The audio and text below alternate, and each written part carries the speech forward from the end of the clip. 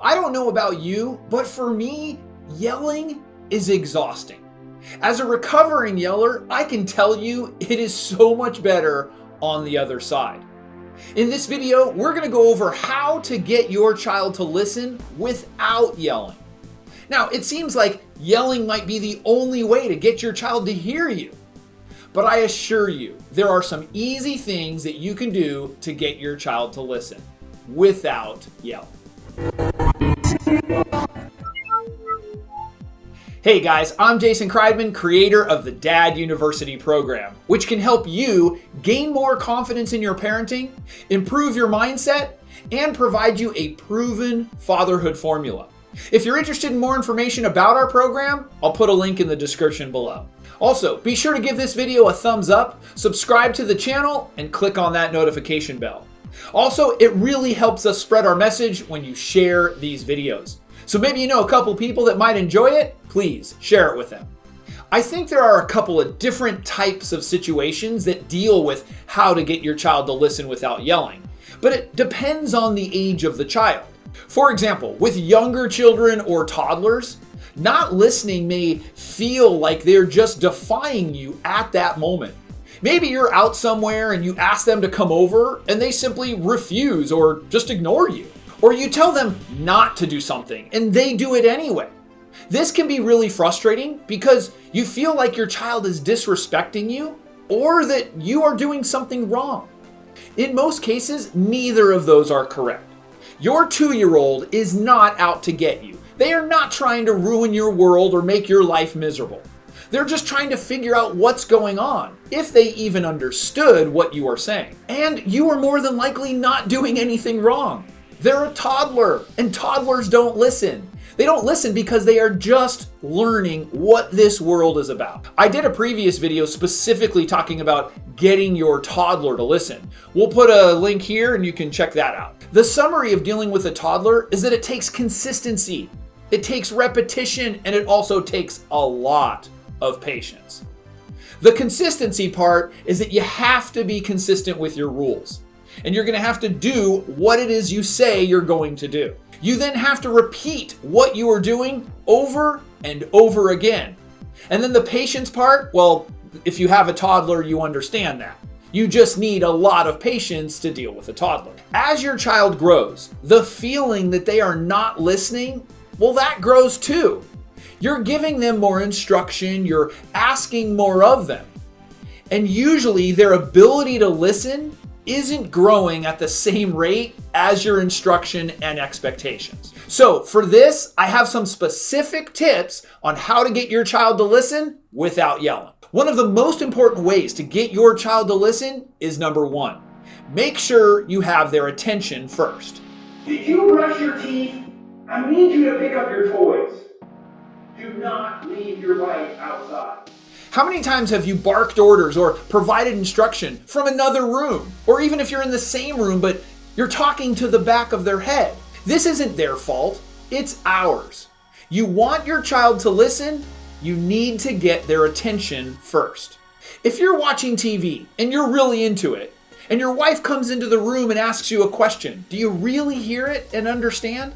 In making sure that you have their attention first, make eye contact with your child.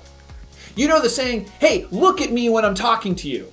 That's a little harsh and kind of like a dictator, but the idea is good.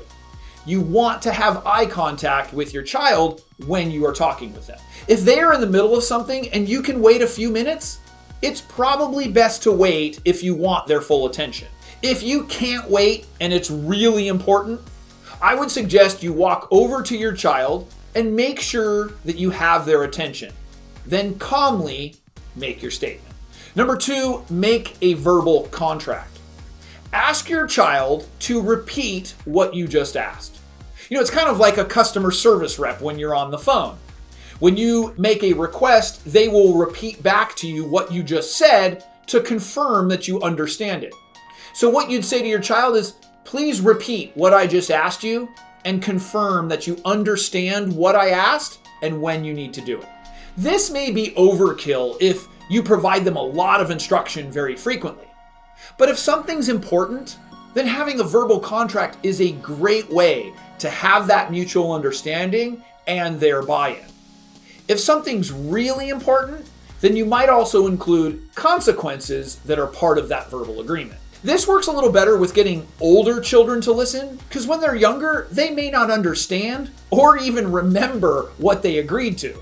Verbal contracts are a great way to keep everyone informed on what's going on. You just have to make sure that you enforce those contracts if you want them to continue to listen. Number 3, create a list. While verbal is good, creating a list is great. When you actually write down what is expected, the rules, or the tasks that you need them to do, that is a game changer. Put a dry erase board near or in the kitchen, and then they have something specific to look at. If you have a general rule list, then this is a great way for them to reference it. If you have a list of tasks that need to be done, it's a great way for them to be able to check off each task as they complete it. We will often interpret not listening as we asked our child to do a task and they didn't do it. Now, your child is not out to defy you. They're not out to get you upset. In so many of these cases, especially when they're young, they simply forget. But when you create a list, there's really not an excuse to forget. Number 4, provide choices. Children like to feel like they're in control.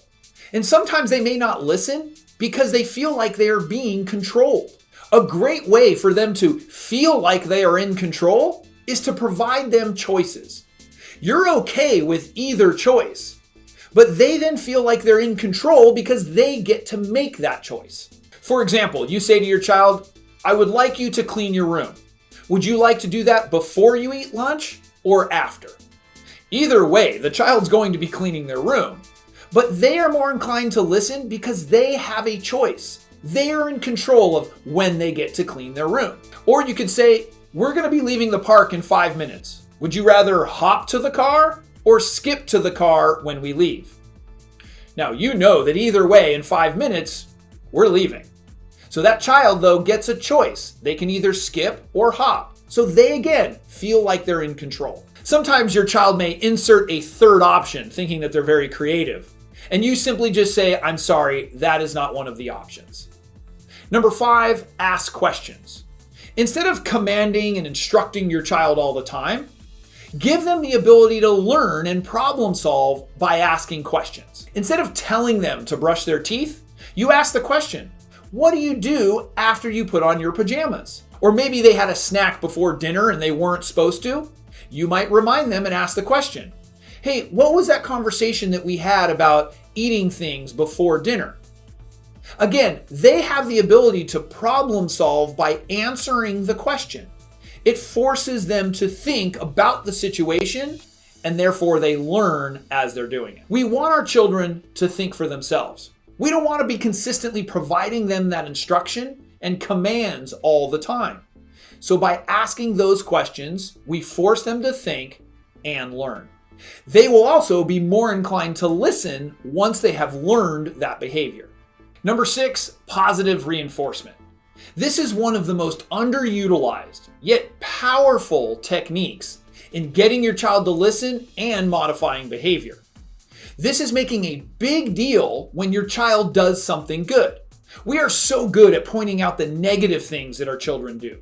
But what about when they do something positive? Something that we asked or something that was helpful? "Hey, thank you so much for helping me with the groceries." Or "The way that you were playing with your sister, oh, that was really appreciated." If you're not sure that positive reinforcement works, think about it for yourself. What if you overheard your wife talking to a friend or her family and making a big deal about something that you did? You didn't think it was that big of a deal, but to her, she goes on and on about how amazing you are because you did this. You don't think that you'd consider doing that again? Of course you would. The obvious thing that all of these tips have in common is that it is up to us to implement, not our child. You have to take action if you want something to change. You can't expect that your child is going to behave differently or listen differently if you go down the same path and do the same thing. You have to change your approach. Going down the same path and yelling when you want your child to listen is a short-term fix. It may feel like it works, but again, it's only short term. They're not going to learn the behavior, which is ultimately what we want.